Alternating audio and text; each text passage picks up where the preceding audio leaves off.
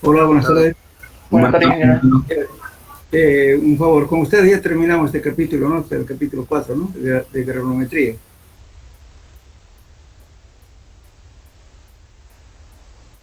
Hola, Sí, ya terminamos, ¿cierto? Hemos hecho un ejemplo de cálculo de granulometría, ¿no es cierto? Ya hicimos. sí, ingeniero, hicimos. Ya, entonces vamos a entrar al capítulo 5, por favor. En fin, plasticidad. Bueno, vamos a hablar ahora de lo que es límites de consistencia o también llamado límites de Atterberg. Bueno, la anterior clase ya hablamos de por qué los suelos tenían problemas, mejor dicho, propiedades de ser plásticos o cohesivos, y otros suelos que eran friccionantes pero no tenían cohesión ni plasticidad. Estamos a dos grupos, ¿no es cierto?, que en realidad son suelos granulares o que son suelos finos. Bueno, entonces, la, la bueno, si vemos, ¿no es cierto?, un suelo, si se moldeamos un suelo arcilloso, un suelo fino, entonces moldear, lógicamente, la forma geométrica que le demos, ¿no es cierto?, para tratar de mantener la misma forma. No hay, no se desintegra fácilmente. Entonces, pero sin embargo, si vamos aumentando su contenido de humedad, lógicamente de un estado va a pasar a otro estado, hasta que el suelo se sature. Por lo contrario, si el suelo está saturado, si le vamos quitando humedad, entonces el suelo va a ir convirtiéndose en un sólido. En cambio, los suelos granulares, ¿no es cierto? La diferencia de esto, de que no tiene plasticidad, lo humedecemos, ¿no es cierto? Se desintegra, si está seco igualmente, entonces su comportamiento es totalmente diferente. Entonces, lo que hizo Atterberg, justamente determinar algunos ensayos que nos permitan determinar sus límites, o sea, de cuántos estados hay en el suelo cuando tiene humedad. Entonces, los límites de Atterberg o límites de consistencia son los límites que han sido diseñados para servir como indicadores de la propiedad de la fracción de arcilla. En términos generales, podemos definir como consistencia el grado de cohesión de las partículas de un suelo y su resistencia a aquellas fuerzas exteriores que tienden a deformar o destruir su estructura. Ustedes tienen una arcilla húmeda, si quieren darle forma de algo que no lo separa las partículas. Esa es cohesión. Y en cambio en un suelo granular, ni por más que lo humedezcan, quieran separarlos, entonces no tiene esa propiedad cohesiva. Y eso justamente, hemos hablado también en la anterior clase, que se debe justamente a la atracción molecular que existe entre partículas. Bien. Por ejemplo, si vemos este esquema, y tengo un suelo completamente saturado, va a estar en estado líquido. Del estado líquido voy a pasar, si le quito humedad a este suelo, el límite líquido, perdón, claro, el estado líquido va a pasar al estado plástico. Entonces el límite o la frontera que pasa de un estado a otro estado se llama límite líquido. Si este suelo sigo quitando humedad, va a pasar al estado semisólido. Entonces, a la frontera entre estos dos estados se llama límite plástico. Ahora, la plasticidad se da justamente dentro de estos dos límites, límite líquido y límite plástico. Entonces aquí tenemos el campo plástico, ¿no es cierto? Vamos a calcular el índice de plasticidad, que es igual al límite líquido menos el límite plástico. Bien, ahora, si le seguimos quitando humedad, del estado semisólido va a pasar al estado sólido. A ese estado lo llamamos límite de contracción. Pero el límite de contracción se puede definir de la siguiente forma. La contracción es la cantidad de humedad con el cual el suelo deja de contraerse.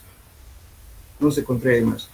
No sé si alguna vez se han fijado en una zona donde hay arcilla, cuando está húmedo se ve todo liso, pero va perdiendo humedad y van a ver que hay una serie de quebrantamientos en la arcilla, ¿no es cierto? Es justamente porque la arcilla se contrajo. Entonces hay fisuramientos. Entonces el límite de contracción es esa humedad con el cual el suelo ya no se contrae más, no cambia ya de volumen. Eso es el límite de contracción. Bien, lo que estamos diciendo también ocurre aquí. Tenemos aquí en este eje volumen, aquí tenemos contenido de humedad. Entonces en este estado de acá vamos a tener un estado de suelo saturado, vamos a estar en este estado de aquí. Entonces vamos a calcular, si le vamos quitando agua, lógicamente de un estado inicial, va a ir quitando, vamos a llegar al límite líquido. Si le quitamos, si le seguimos quitando agua, porque aquí estamos manejando que ya es el contenido de agua, va a pasar el estado plástico. El estado plástico va a pasar al estado del límite de contracción. Entonces, lógicamente que aquí no quiere decir que no tiene agua la muestra. Tiene un esencial, pero sin embargo el volumen ya no cambia. Eso es lo que nos indica esta gráfica, fíjense. De acá, si tenemos un volumen cualquiera con suelo saturado, quitamos humedad, vamos a ir bajando el volumen, va a ir cambiando el volumen. Y también va a ir cambiando la cantidad de agua que tiene en cada estado. Llega a un punto determinado, ya no se contrae más el suelo, pero aún tiene el suelo una cierta cantidad de humedad.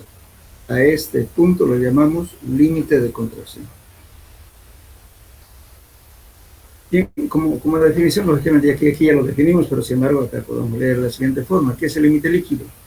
Es el contenido de humedad por debajo del cual el suelo se comporta como límite entre los de consistencia líquida y plástica de un suelo. Y el límite plástico es el contenido de humedad que tiene un suelo en el momento de pasar del estado plástico al estado semisólido. Y el límite de contracción es el contenido de humedad con el cual cesa su contracción de su masa o cambio de volumen, aun cuando continúe su evaporación, porque el límite de contracción no quiere decir que el suelo está totalmente sólido, pero tiene una cierta cantidad de humedad todavía. Bueno, a nosotros nos interesa más el límite líquido, el límite plástico, el límite de contracción.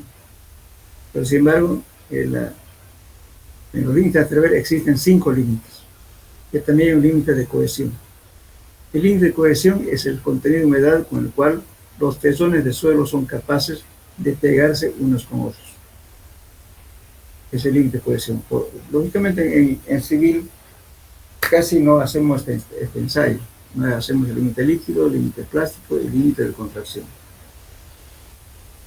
Bueno, hay otro límite que es el límite de pegajosidad.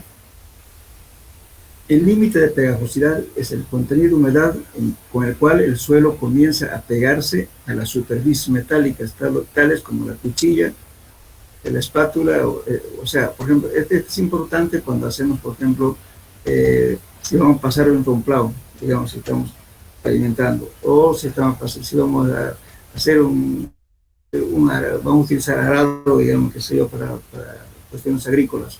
Entonces, tenemos que determinar si el suelo que tiene su humedad va a estar dentro del límite en el cual el suelo puede llegar a reanudar, puede llegar a pegarse a la herramienta. Entonces, si está todavía con su humedad, entonces ya no se puede trabajar, pero para eso se hace el límite de pegajosidad. Generalmente esto más se aplica en agronomía, pero sin embargo nosotros en civil pues también podemos utilizar esto. Dice, fíjense, el límite de pegajosidad es el contenido de humedad con el cual el suelo comienza a pegarse a las superficies metálicas, tales como la cuchilla de la espátula. Importancia práctica para el ingeniero agrónomo, ya que se relaciona con la capacidad del suelo para adherirse a las cuchillas o discos de arado cuando se cultiva el suelo. Ahora, lógicamente, ustedes saben que utilizamos el ramplado, también utilizamos, bueno, no podemos meterle con un suelo que esté muy húmedo porque se va a pegar todo a los discos. Entonces podemos hacer un ensayo para poder determinar si está apto o no para poder hacer el trabajo. Bueno, antes que vayamos allá, ¿para qué es importante, por ejemplo, Eh, Después charlamos. Bueno, hablaremos de los ensayos que determinan estos límites. Bueno, resulta, primeramente, para hacer límite líquido, utilizamos un aparato que se llama aparato de Casagrande. Este visto en planta, tiene un platillo y tiene un eje con una manivela de eje excéntrica, con el cual al girar esta manivela, como ven aquí, giramos aquí y levanta justamente el eje excéntrico este platillo. Entonces, luego golpea en esta base, y esta base es simplemente una madera forrada con caucho duro. Entonces golpea acá y vamos a contar el número de golpes que necesitamos para que se cierre la ranura que está hecha de suelo aquí. Bueno, antes de indicarles el ensayo en sí, lo vamos a decir simplemente, vamos a hablar primeramente del equipo, del aparato de Casagrande. Entonces, este platillo tiene un calibrador, este es un ranurador, que sirve para hacer ranura en el suelo, para hacer esto. Aquí, este es el platillo que estamos mostrando acá, y este es el suelo, que está contenido hasta acá. Entonces, este tampoco no quiere decir que este platillo tiene que estar lleno, sino simplemente hasta una altura que sea de 10 milímetros. Desde aquí hasta acá, 10 milímetros. De acá a acá, 10 milímetros. Y la abertura de aquí abajo, 2 milímetros. Eso nos hace este ranurador, esta cabecita de acá. Y la parte inferior de este ranurador sirve para calibrar la altura de caída de este platillo, o del plato, como quieran llamar. Entonces, tiene un tornillo, vamos girando y va a ir justamente cuando está el eje excéntrico arriba, entonces tiene que medir 10 milímetros. Y los 10 milímetros es justamente la altura de esta cabeza que viene aquí. Con eso calibramos y luego se ajusta el tornillo y ya queda fijo para que la caída sea 10 milímetros. Entonces, repito, el ancho de la abertura del suelo en el platillo es 10 milímetros y en la parte inferior 2 milímetros. La altura de caída del platillo, para que golpee el platillo en la base del caucho, el aparato de Casagrande, es 10 milímetros. ¿Sí? Lógicamente, cuando ya, suponiendo ya que colocamos la muestra preparada en el aparato de Casagrande, hacemos la ranura, tenemos esta figura. Nivela, nos viene a golpear lógicamente, esto hay que ir también con una cierta velocidad, no podemos golpear a cualquier velocidad. Entonces vamos golpeando hasta que esta ranura se cierre. Generalmente el cierre siempre se va a dar en la parte media, de aquí. Esta ranura está mal dibujada acá por si acaso. Esta ranura va hasta acá. Entonces cuando estamos golpeando se va a cerrar primeramente la parte central de la ranura.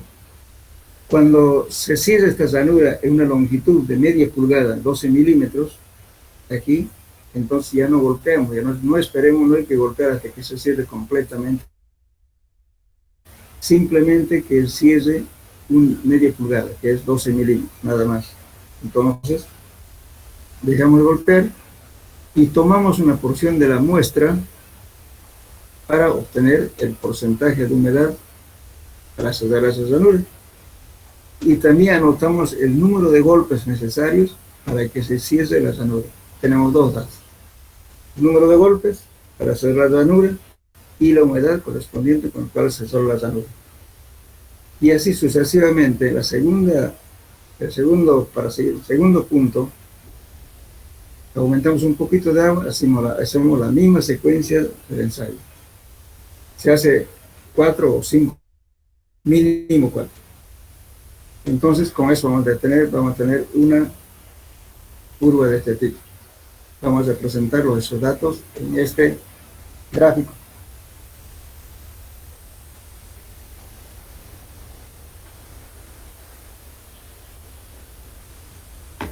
Bueno, aquí tenemos en este eje humedad, y en este eje tenemos número de golpes. Entonces la cantidad de golpes no es conveniente hacer más de 40 golpes. Aquí en el ejemplo hasta los 60, eso no se puede, porque a los 60 esto ya no va a ser cerca. Eso era generalmente en suelos muy arcillosos. Pero deberían trabajar entre 40 y 45 máximo, que sí es de la llanura. Siempre golpeando unos 2 puntos antes de los 25 y otros 2 puntos después de los 25 golpes. Bien, entonces fíjense esta recta representada casi es colineal. Luego lo unimos los puntos que están dispersos se le puede interpolar, pero los puntos que están muy afuera entonces se lo desecha. Porque siempre es conveniente hacer por lo menos 4 o 5 puntos para tener esta recta. Bueno, entonces, ¿cuál es el límite líquido? Aquí tenemos una recta, pero hasta ahora no hemos dicho cuál es el límite líquido. El límite líquido es la humedad correspondiente a los 25 golpes. Yo obtuve aquí un golpe, otro golpe, aquí, otro acá, pero no obtuve justo los 25. Entonces busco en la gráfica los 25 y vengo hasta acá, tengo el valor del límite líquido. Es el valor que estoy buscando, es el límite líquido. Este es de los métodos más seguros para hacer la gráfica y determinar el límite líquido. Porque hay otras fórmulas que le voy a enseñar ahorita, pero esas fórmulas generalmente se utilizan cuando la persona que hace ya tiene bastante práctica en el ensayo. Bien. Entonces, bueno, resulta que terminado, ¿no es cierto?, con mucha experiencia, con muchos ensayos, que esta pendiente obedece siempre a la misma pendiente. Lo que va a variar va a ser humedad, el número de golpes, pero siempre va a tener esta pendiente. Entonces, de ese modo, el ángulo alfa es constante. Aprovechando esa virtud, digamos, del suelo, entonces he hecho una fórmula para poder calcular, o una fórmula con un solo ensayo. ¿Qué es esta?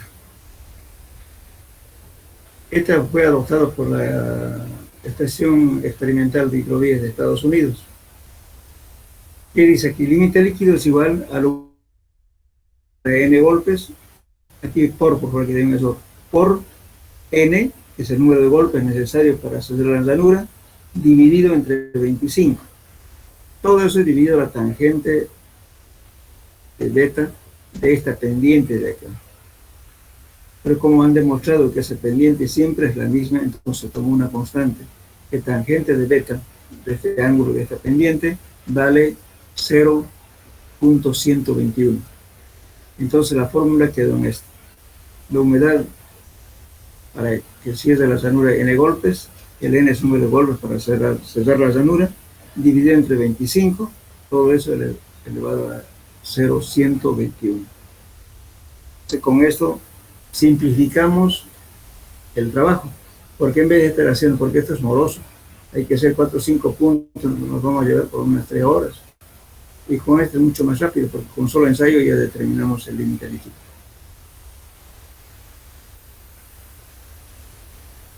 La desventaja es que este ensayo tiene que hacer las personas que ya tienen experiencia. Además, esta fórmula es válida dentro del rango de 20 a 30 golpes. Si son más de 30 ya no se puede aplicar la fórmula. Si es menos de 20 tampoco. Entonces esta fórmula es válida para que cuando el suelo cierre la llanura entre 20 y 30. Entonces sí es importante eso, y recomendar al que va a utilizar esa fórmula, no hacer con cualquier valor, sino tiene que estar que la llanura cierre entre 20 a 30. Pero eso es válido. Esta fórmula es bastante aplicada en nuestro medio, porque es rápido, hacemos un solo ensayo. Ahora tenemos también otra fórmula que es esta. Este es del Centro Experimental de prestamista de Estados Unidos, eso lo adoptaron, pero esta fórmula no restringe para qué golpes vale una fórmula general. Está diciendo aquí, por ejemplo, ¿no es cierto? Esta es humedad multiplicado por 100 dividido entre el peso seco. Entonces, de aquí, a partir de acá saca esta fórmula. Dice, humedad para que cierre la llanura con n golpes. 1.419 menos 0.31 por logaritmo el número de golpes necesarios para cerrar la llanura. Ahora, lógicamente que esto podemos tabularlo. N podemos variar si quiere de 1 en 1 y tener una tabla ya calculada. Lo único que vamos a determinar es la humedad con la cual estamos en el ensayo, y ya tenemos la tabla del valor. El calculador decimos la humedad dividida entre dn, este es el valor constante. Entonces eso es simple para hacer el ensayo. También pueden hacer el ensayo con esta fórmula, perdón, o esta fórmula, o mediante esta gráfica. Esta es la más real y la más confiable, porque como estamos haciendo varios puntos, si hay un punto muy discordante, entonces ¿qué haremos? Lo anulamos, tomamos los puntos casi colineales. Siempre hay una pequeña variación, rara vez es totalmente colineal. Por eso siempre debe hacerse el trazo de la recta, tiene que ser por lo menos con 3 o 4 puntos como mínimo. Eso sería el límite líquido. Ahora, vamos a hacer el límite plástico. Después de que hablemos de esto, vamos a hablar de la importancia que tiene el secado de la muestra antes del ensayo. El límite plástico es más empírico. ¿Qué hacemos? De la misma preparación que se hizo de la muestra al inicio, se separan las muestras para límite líquido, límite plástico, límite contracción, la misma preparación. Bueno,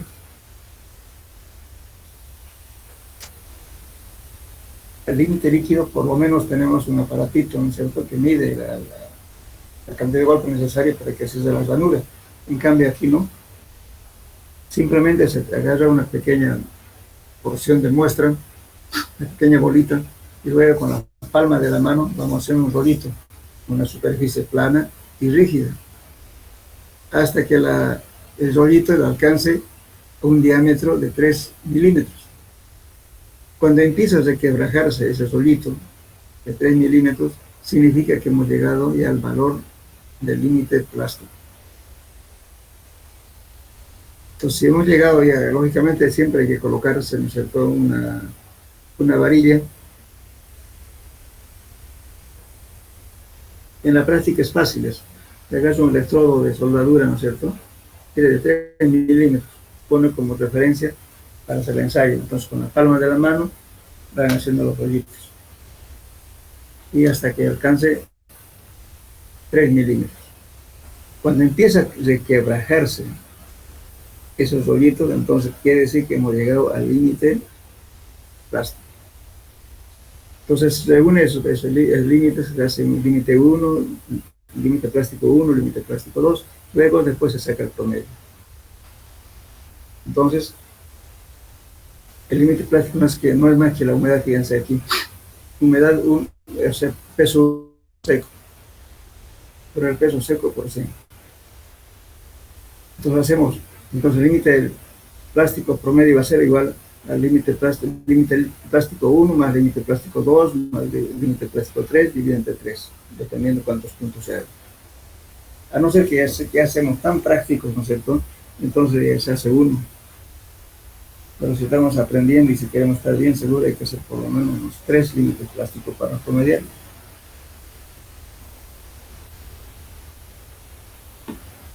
Bien, entonces con estos dos límites, ¿qué hacemos? Calculamos el índice de plasticidad. Tenemos el valor del límite líquido, que es eso nos da el índice de plasticidad. En función del índice de plasticidad podemos calificar al suelo: poco plástico, medianamente plástico y altamente plástico. Por ejemplo, cuando el índice plástico me da entre 1 y 7,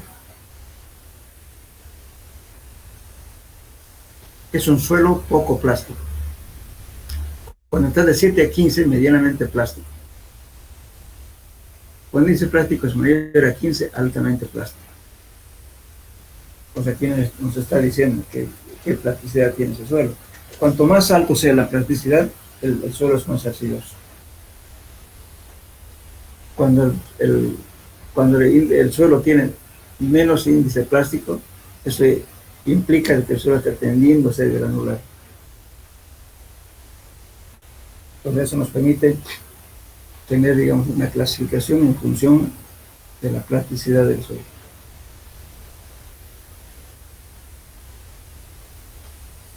Luego tenemos otro ensayo que habíamos visto, que es el límite de contracción. El límite de contracción también se hace la misma preparación de la muestra que se hizo al inicio, y con el cuidado de que al separar las muestras al principio para límite líquido, para límite plástico, de límite de contracción, siempre se debe tener una parte separada, pero en un recipiente siempre cerrado para que no escape la humedad mientras hacemos otro límite. Entonces, de la muestra ya preparada, tomamos esa porción y agarramos un molde que se llama moldes Monell, o también llamados moldes de límite de contracción. Vamos a adelantarnos un poco acá. Y el molde que estoy hablando es este. Lógicamente este es de más o menos tiene alrededor de unos 4 centímetros de diámetro por 1 centímetro aproximadamente de altura, y también están normados. Entonces este molde llamado límite de contracción, o también llamados moldes Monell, que son moldes especiales, ¿no es cierto? Son de metal, pero que no tienen mucha variación. No se puede utilizar un moldecito de latón porque tiene mucha dilatación y contracción. Bien, entonces la muestra preparada se coloca en este molde de recipiente de límite de contracción. Entonces, una vez colocado, de una altura aproximadamente de unos 5 centímetros, se deja caer en caída libre, que golpee una base dura, para que la muestra quede en toda la superficie. Pero previamente a hacer ese ensayo, me olvidaba decirles de que se impregna por acá la parte interna del molde con vaselina sólida, para que la muestra no se pegue al recipiente. No se pone la vaselina, a veces se pega, bueno, no se puede sacar la muestra y se va a rajar la muestra. Queremos sacar siempre la muestra completa. Bien, entonces, una vez realizado, ya dado los golpes, que se ya está repartida, y luego con una espátula enlazamos y tenemos la muestra conteniendo en este recipiente. Luego, al aire libre, por lo menos unas 3 o 4 horas, no meterlo al horno directamente para secar, porque tenemos que sacar su humedad. Si le metemos de golpe, se va a rajar estas galletas. Entonces hay que ponerle unas 4 horas de aire libre para que se evapore, y luego le colocamos al horno a baja temperatura. Estamos cuidando de que esto no se raje. Enseguida, cuando veamos la fórmula, le voy a decir por qué es importante que la galletita no se raje. Entonces, de ese modo secamos, ¿no es cierto?, hasta el secado final, y luego tenemos que medir su volumen seco y vamos a aplicar la fórmula. Entonces,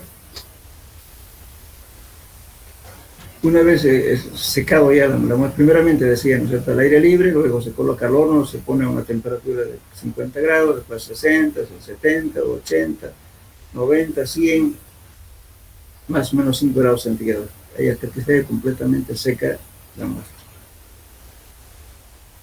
Bien, entonces ya tenemos la galleta seca. Entonces, calculamos.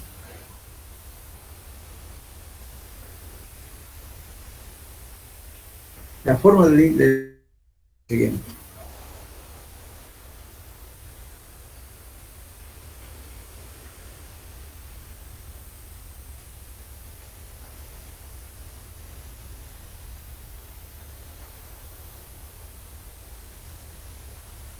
Esta forma lo vamos a emplear. El peso húmedo, peso del agua sobre el peso seco es humedad, menos el volumen húmedo, menos el volumen seco sobre el peso seco. Todo eso multiplicado por el peso del agua, que es 1. Todo esto multiplicado por 100. Esa es la fórmula para el límite, calcular el límite de contracción. Pero fíjense lo que queremos saber, que esto va a ser la muestra húmeda menos la muestra seca y nos da agua. Si lo divido entre el peso seco nos da humedad. Y aquí el volumen 1 es justamente el volumen que está la muestra contenida al inicio en el recipiente del límite de contracción. Y el volumen 2, ¿cuál es? Es cuando la muestra está seca, se contrae. Entonces el volumen 2 tenemos que medirlo. De esa forma se calcula el límite de contracción. Pero ahora el límite de contracción se hace de estas operaciones. Para observar es sencillo. ¿Por qué hacemos, no es cierto? Acá podemos medir con calibrador si queremos, simplemente, ¿no es cierto? Sacamos la muestra y queremos medir el volumen 1 de la muestra que está contenido aquí, va a ser igual al volumen del recipiente. Entonces, ¿qué hacemos? Le echamos acá un mercurio, el Hg, mercurio, no estoy hablando de mercurio de curarse la mano, sino mercurio que tiene la simbología de Hg, ¿no es cierto? Bueno, entonces ese mercurio le echamos y lo enlazamos, porque el mercurio, como es tiene una fuerza de cohesión bastante alta, entonces va a tener una protuberancia así, que esté completamente raso. Pues utilizo esta lámina que se conoce como vidrio de cristal. Aquí tiene una especie de púas, chiquititos. Esos se llaman pínulas. Entonces todo está medido, fíjense. Y con esas púas de acá, que vemos, ¿no es cierto? Sumergimos eso y enlazamos aquí para que la protuberancia del mercurio se desplace y quede totalmente enlazado el mercurio. Entonces, ¿qué hacemos? El gamma del mercurio es igual al peso del mercurio sobre el volumen del mercurio. Quiero conocer el volumen, se hago el espejo, porque el peso específico del mercurio es constante, es 13.4, pero si no me recuerdo. Entonces ya conozco. Entonces el peso del mercurio voy a conocer, porque es el peso que está en el recipiente. Entonces el peso del mercurio dividido entre el peso unitario del mercurio me da el volumen 1. Eso es sencillo. El problema es el volumen 2, porque el volumen 2, ¿qué pasó? Cuando se contrajo esto, se redujo el tamaño de la galleta.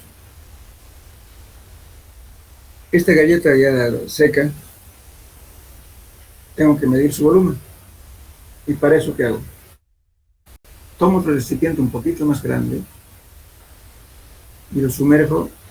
Primeramente lo echo el mercurio completamente lleno y luego enlazo para obtener el volumen del mercurio en el recipiente. Y luego coloco la galleta, y la galleta lógicamente va a flotar porque la viscosidad del mercurio es alto.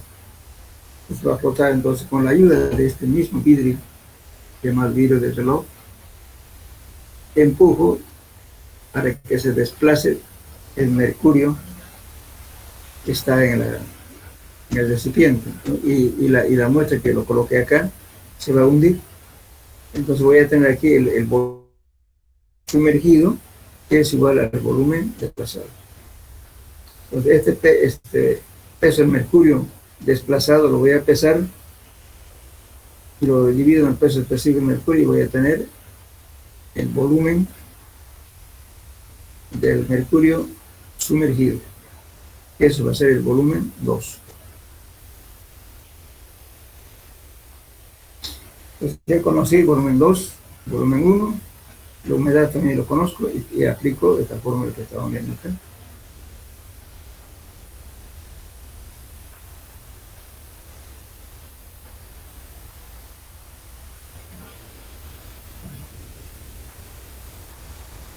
Fórmula. Aplicamos esto. El peso del agua, el peso seco es humedad, menos el volumen 1 menos el volumen 2 sobre el peso seco, multiplicado por gramo del agua. Todo es multiplicado por 100. Bien, pero ¿de dónde sale esta fórmula? De esta gráfica. Justamente la demostración de esta ecuación, ustedes como tarea van a calcular usando esta gráfica. Aquí tenemos un volumen 1 y el peso del agua es 1 también. ¿Cierto? Luego voy reduciendo la humedad, el suelo va bajando, ¿no es cierto?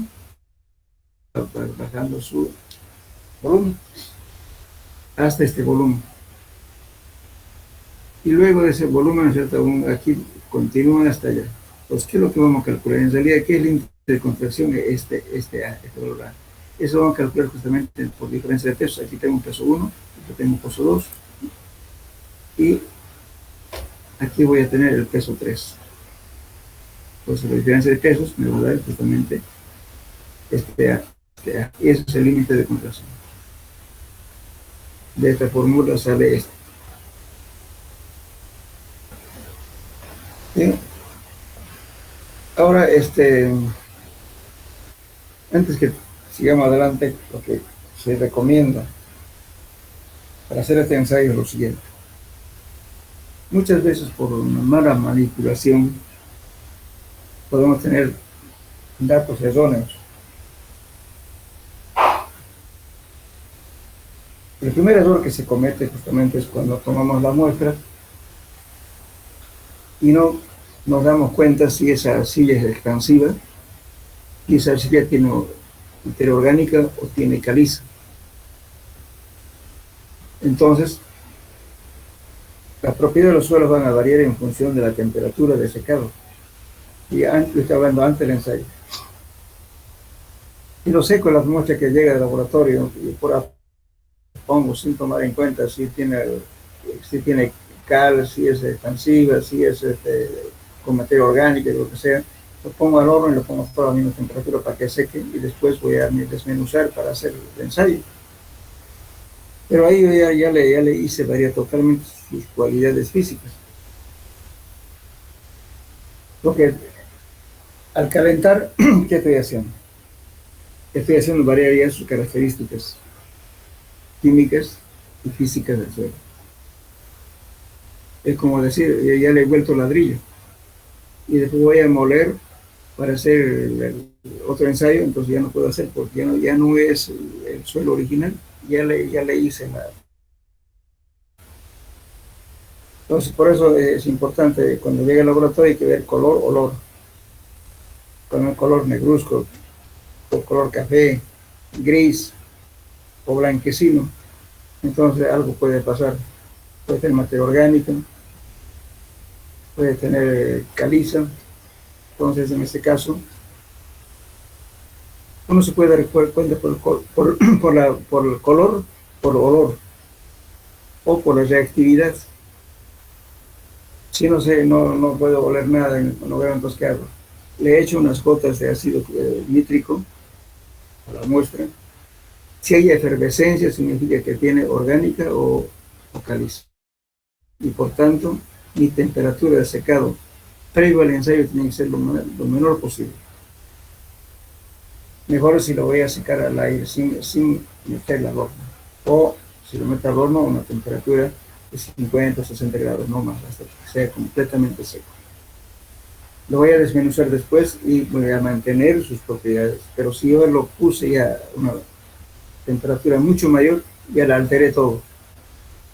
Entonces seguramente el suelo va a salir que no es plástico, no va a dar el verdadero valor de límite de contracción, en fin.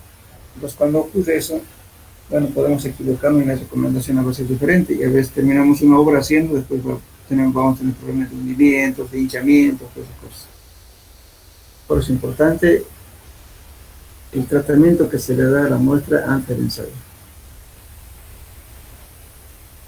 Bien, entonces, si detectamos que el suelo tiene ese problema, digamos, ¿cierto? Que no es un suelo inorgánico, entonces vamos a sacar la temperatura.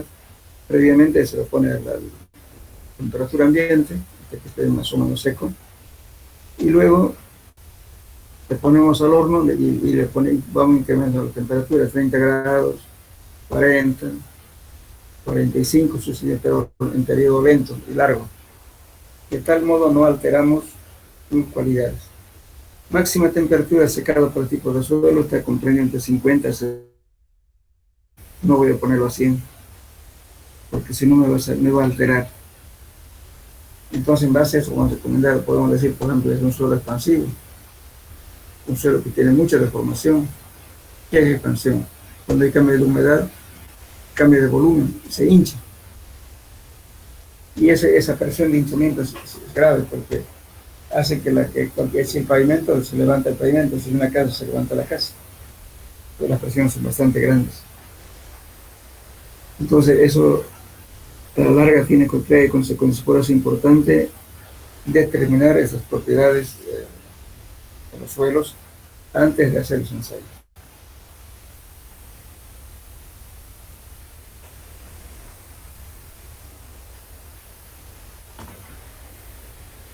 Bien, hay preguntas hasta acá, jóvenes, ¿entendieron?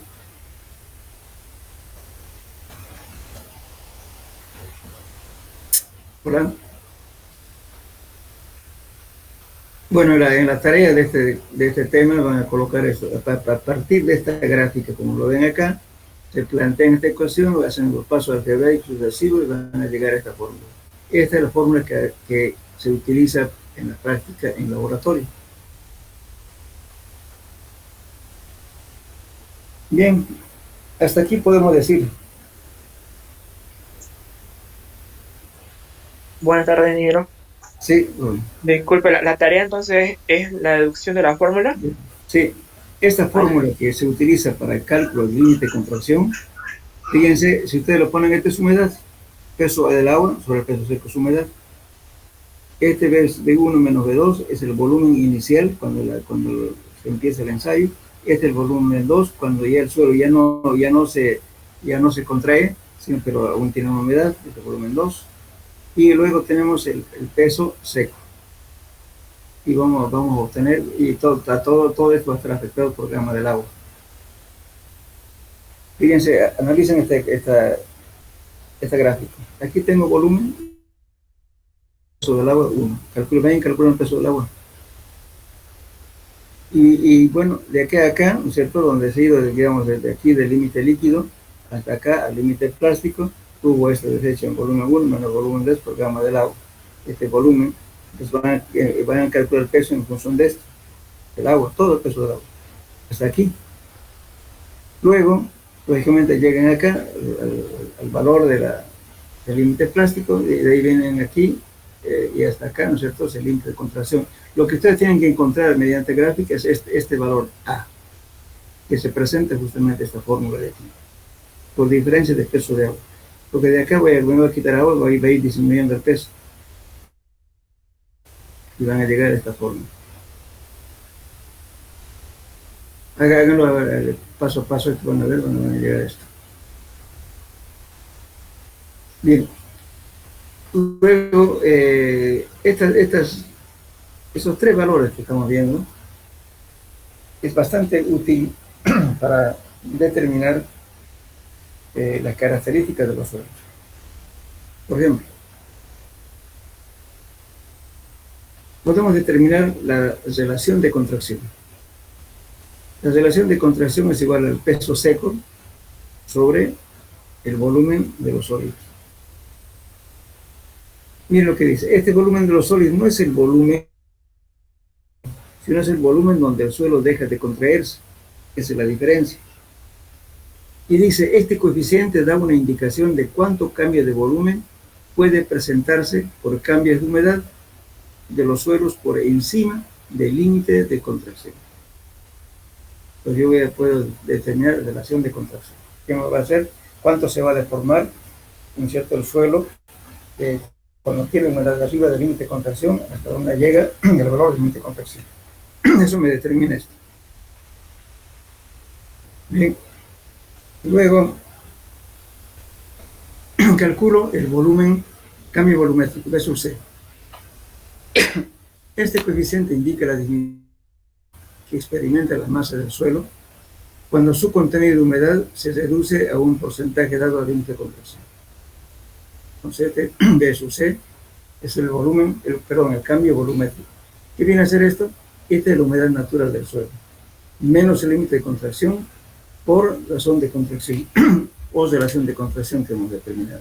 Eso nos determina el cambio volumétrico. También podemos determinar la contracción lineal. La contracción lineal es la disminución en una dimensión de la masa del suelo cuando su contenido de humedad se reduce a un porcentaje dado al límite de contracción. Entonces, esto no es más que la 1 menos raíz cúbica de 100 menos el cambio volumétrico de sub C a 100. Este fenómeno, por ejemplo, se da como, es bastante notorio. Resulta que cuando compactamos un suelo en digamos, en un terraplén, vamos a utilizar posiblemente un suelo que sea limo arcilloso, y para eso necesitamos una cierta humedad para que se compacte. Pero por alguna razón, puede ser varios meses, ¿no es cierto?, que no llovió, no hay humedad, entonces la humedad se fuga y resulta que no hay humedad. Entonces aún ahí hay una especie de... Cada cierta cantidad de metros va a haber una fisuración transversal.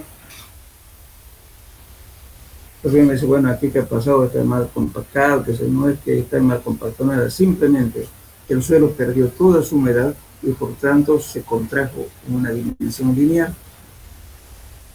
Eso puede ocurrir en carreteras, en aeropuertos, en fin. En aeropuertos, por ejemplo, cuando hay, digamos, periodos de lluvia muy alargadas, ¿no es cierto?, un tiempo de estiaje muy largo, entonces las humedades pierden el suelo y por tanto hay una contracción. Y esa contracción entonces aparecen fisuras, por ejemplo, en aeropuertos. En Bolivia ocurrió en Chaco, en un aeropuerto. Muchos meses no llovió, y luego, lógicamente, el suelo estaba como subrasante, el suelo era un limo arcilloso, y secó completamente y hubo una contracción lineal. Bueno, por miedo los aviones no aterrizaban ahí.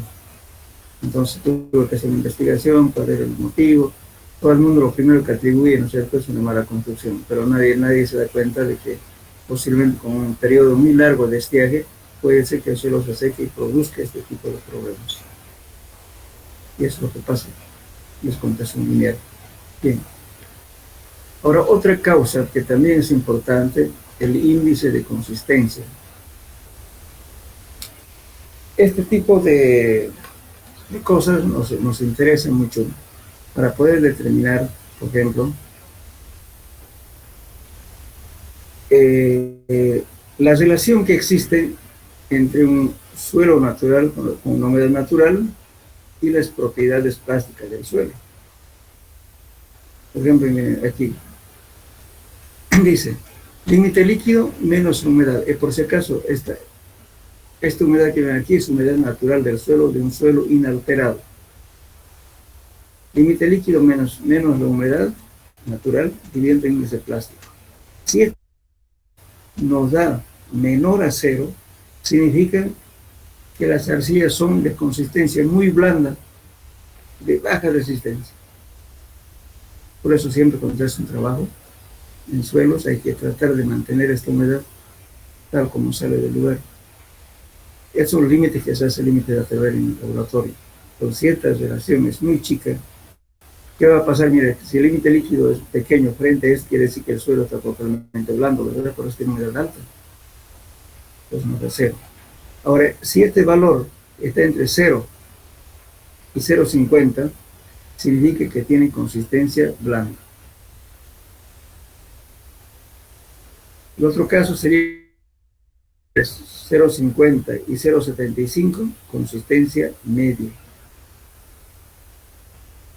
Si está entre 0,75 a 1, consistencia rígida. Y si está mayor a 1, dura. Entonces, ¿cuándo va a ocurrir que sea dura? Fíjense, ¿cuándo la consistencia va a ser alta, mayor a 1? Cuando el límite, perdón, claro, el límite líquido va a ser mucho mayor que la humedad. Posiblemente la humedad sea 0. ¿Cuándo ocurre que la humedad es 0? Cuando un suelo es preconsolidado, cuando ya está compacto. Entonces no hay humedad. Entonces nos va a dar esta relación. Entonces yo con esto yo puedo decir, aparte de esto, tomar el número, la humedad de campo, los números de golpes del SPT, también si tenemos cono, también penetración cónica, y sacar estos valores. Si me da este rango, entonces digo consistencia rígida. Si de mayor a 1 digo consistencia dura. Aquí ya no aplica la teoría de la consolidación, el suelo ya está duro. Entonces no tengo por qué, digamos, tenerle miedo. Pero ¿cómo voy a aseverar que ese suelo es preconsolidado o un suelo normalmente consolidado? Tengo que mostrar algo. Y justamente estos límites nos ayuda a eso, estos valores. Hasta aquí suelos pésimos, blando. Aquí medio. Aquí ya un rígido un poco más duro. Aquí ya está duro. Bueno, con eso también nos ayudamos con este valor, que es el índice de liquidez. ¿Qué es el índice de liquidez? También la relación de la humedad natural menos el límite plástico sobre el índice plástico. Entonces el índice de liquidez es un parámetro que sirve para saber cuánto cambia de resistencia el suelo con el remoldeo. Entonces, lógicamente, imagínense, ¿cuándo va a ser negativo este valor? Cuando esta humedad sea chica, ¿verdad? ¿Cuándo va a ser chica? Cuando el suelo es duro. Entonces, se cumple esta relación que vamos a ver en un suelo que tenga el índice de liquidez próximamente a 1, será un suelo de baja resistencia. Y si el índice de liquidez es menor a 0, indica que el suelo es rígido. Entonces, todo eso usted tiene que cumplir. ¿Qué cosas? Para aseverar si el suelo es compacto, si el suelo es preconsolidado, etc. Tiene que cumplir primeramente baja humedad, número de golpes alto, luego el índice de consistencia igual mayor a 1 y el índice de liquidez menor a 0. Entonces, todo eso coincide. Decimos que el suelo es rígido, duro. Es una forma de analizar el suelo.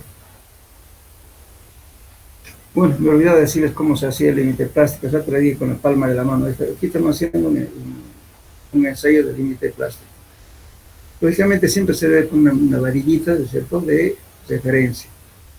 Es conseguirse un electrodo de 3 milímetros, poner un pedacito de una barrita de acero, y eso. Entonces, ¿qué hacemos? Utilizamos una base firme. Generalmente la norma recomienda que sea un vidrio esmerilado. ¿Qué es vidrio esmerilado? Es un vidrio que se le da un chorro de arena y tiene una... Entonces ahí se puede hacer justamente estos rollitos que está haciendo aquí, con la palma de la mano, hasta que se empiece a requebrajar cuando llega a un diámetro de 3 milímetros.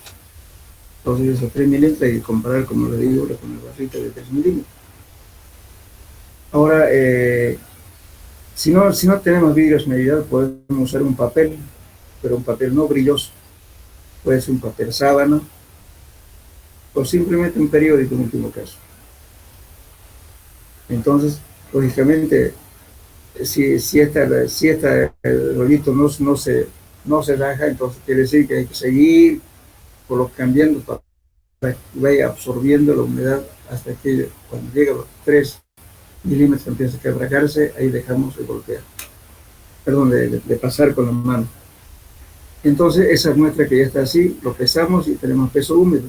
Luego colocamos al horno, pesamos al peso seco y luego calculamos humedad. De ese modo hacemos 3 o 4 ensayos. Entonces va a ser límite plástico 1, límite plástico 2, más límite plástico 3, más límite plástico 4. Divide entre 4 es el promedio del límite plástico. Eso es lo que hay que adoptar. Hay dos casos extremos. Muchas veces uno se puede equivocar al hacer el ensayo. Cuando el suelo tiene poca plasticidad, es frecuente equivocar.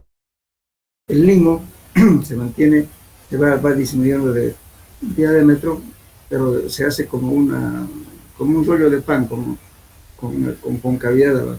Esta que si sigue dándole, digamos, con la palma de la mano, de repente se desintegra.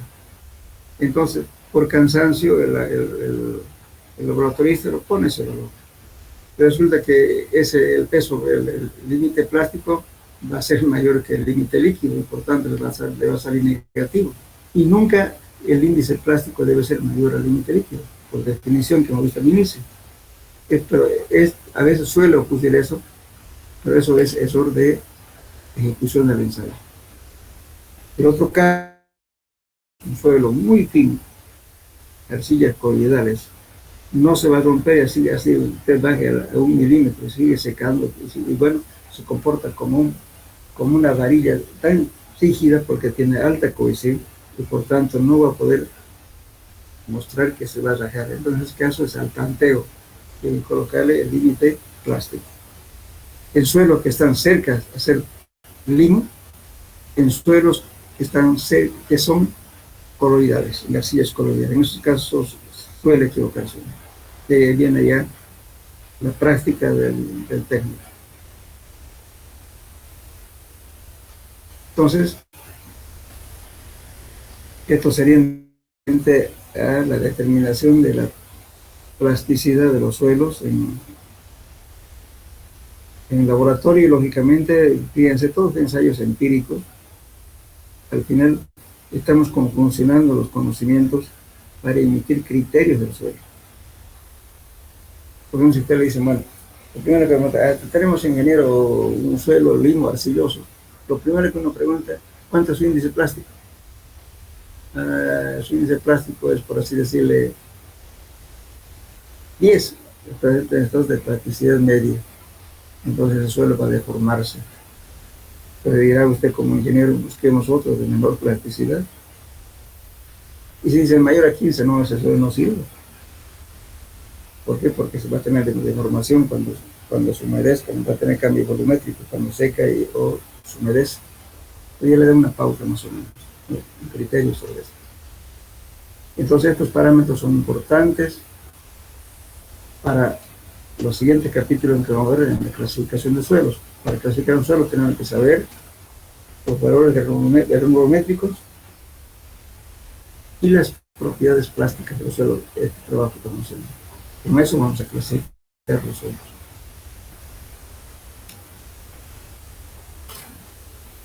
Bueno, ¿alguna pregunta, jóvenes?